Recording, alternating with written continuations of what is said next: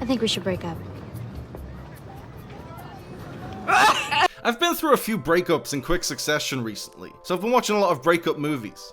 I'm always the one who gets dumped. I've never really broken up with anyone of my own volition, so it's always a surprise to me. Some breakups are amicable, you know, you've been drifting apart for a while and it takes one of you, not me, but it takes one of you to actually say something and have that conversation, and then you can actually end things on good terms. Sometimes a breakup completely blindsides you, you know, someone you really like turns out to not like you anywhere near as much as you thought they did.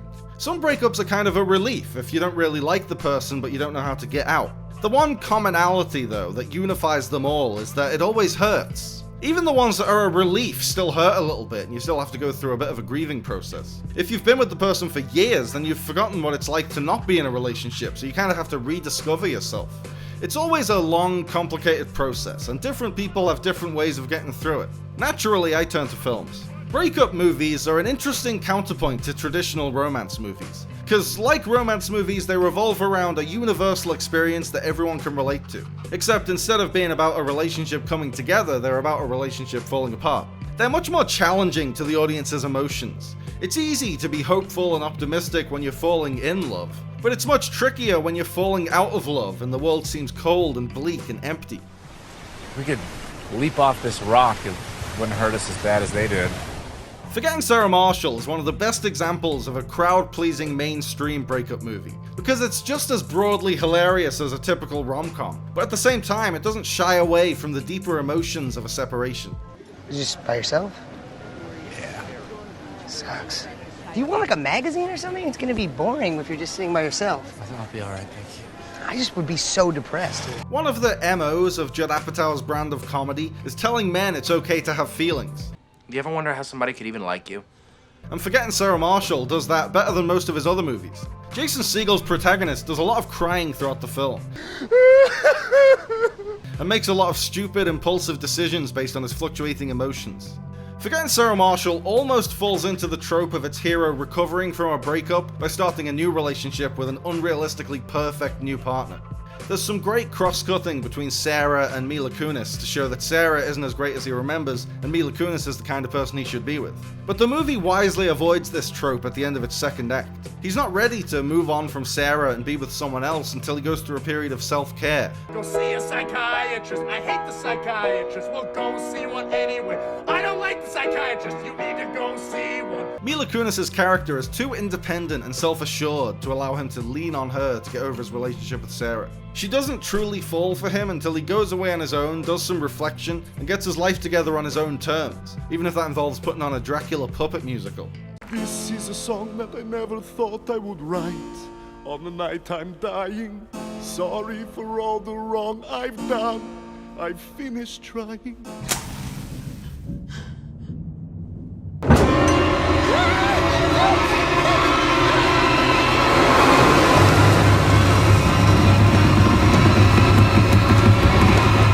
Midsommar is a breakup movie disguised as a gonzo Wicker Man style folk horror film. Sure, that one guy gets splayed open and old folks get sledgehammered in the skull, but the real horror here is toxic relationships. It's clear from the start that Danny and Christian's relationship is doomed. Christian isn't happy with Danny, and he can't provide the emotional support that her anxiety needs. The family tragedy that Danny suffers at the beginning of the movie just delays the inevitable. Christian was just about to break things off with Danny when her sister decided to go all murder-suicide-y, leaving Danny as the sole survivor of the family. Naturally, she's devastated, but the main concern for Christian is that he can't break up with her now. It's like when Larry David tried to break up with his girlfriend before she was diagnosed with cancer. Folks said I wish that I had better news for you.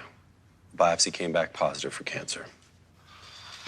Now, Christian is classically toxic and emotionally abusive. Danny deserves someone a million times better, and she just needs to realize it.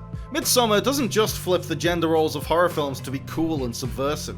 Making Christian the one with all the gratuitous nudity and the exploitative death scene serves to empower Danny. The great irony is that this creepy, sadistic, murderous cult is more caring and supportive to Danny than Christian ever was.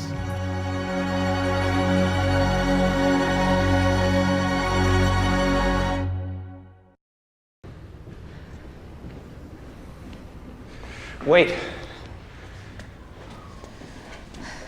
What? I don't know. What Just do you wait. want, Joel? Just wait. I don't know. I want you to wait for just a while. Eternal Sunshine of the Spotless Mind is an existential take on the Breakup Movie, set in a world where experimental technology can remove the painful memories of a relationship that didn't work out. Halfway through the procedure, Jim Carrey changes his mind and decides he wants to remember the failed relationship he hired them to wipe out, and finds himself trapped in his own fading memories. Can you hear me? I don't want this anymore. I want to call it off. Erasing all the memories of a relationship might sound like a good short-term solution to the emotional pain, but Eternal Sunshine doesn't advocate the erasure of those memories. The message of the movie is that memories of failed relationships, as painful as they might be, are an important part of who we are. Shitty relationships are mistakes that we can learn from, and the good relationships can still be remembered fondly even if they didn't last forever. Okay. Okay.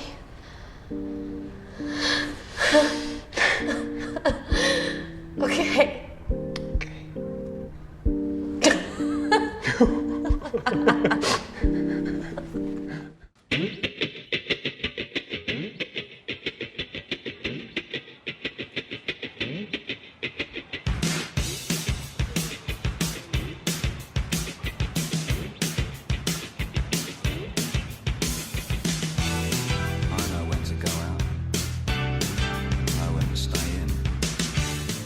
For my money, Frances Ha is one of the quintessential breakup movies, even though it's not about the breakup of a romantic relationship. Frances does break up with her boyfriend at the start of the film, but the change that really devastates her is her best friend Sophie moving out of their apartment. Frances bounces from roommate to roommate and she really likes some of them and gets along with them, but she doesn't click with any of them the same way she clicked with Sophie. Ultimately, Frances needs to spend some time alone to figure out who she is and what she wants. And that's when she finally starts getting her life back on track. And she leaves things on good terms with Sophie, too. Frances Ha tells you everything you need to know about letting go of that special someone. It's that thing when you're with someone and you love them and they know it and they love you and you know it, but it's a party and you're both talking to other people and you're laughing and shining and you look across the room and catch each other's eyes, but not because you're possessive or it's precisely sexual, but because that is your person in this life.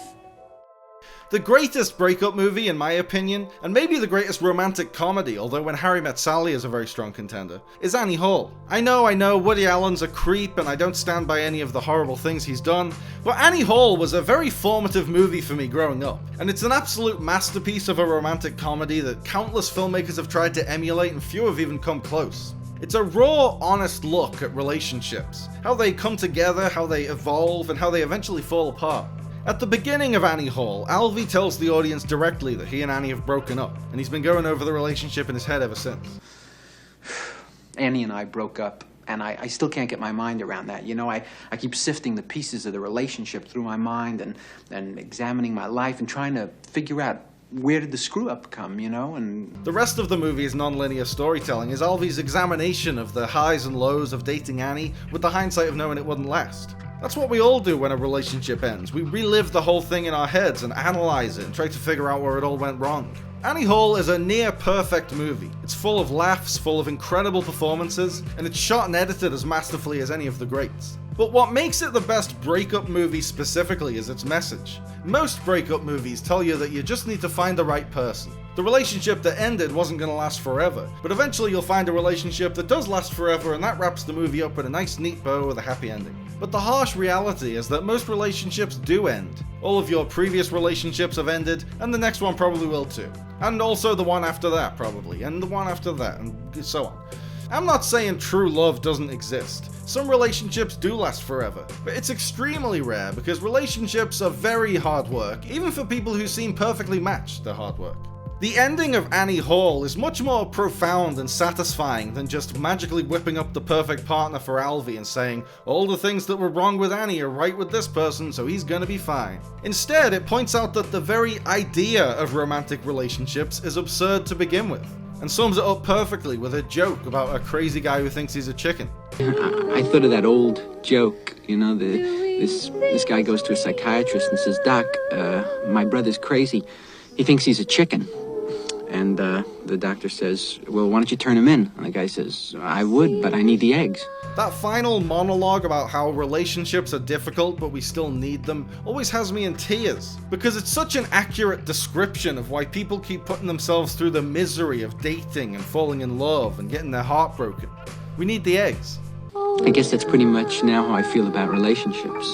You know, they're totally irrational and crazy and absurd, but I guess we keep going through it because most of us need the eggs.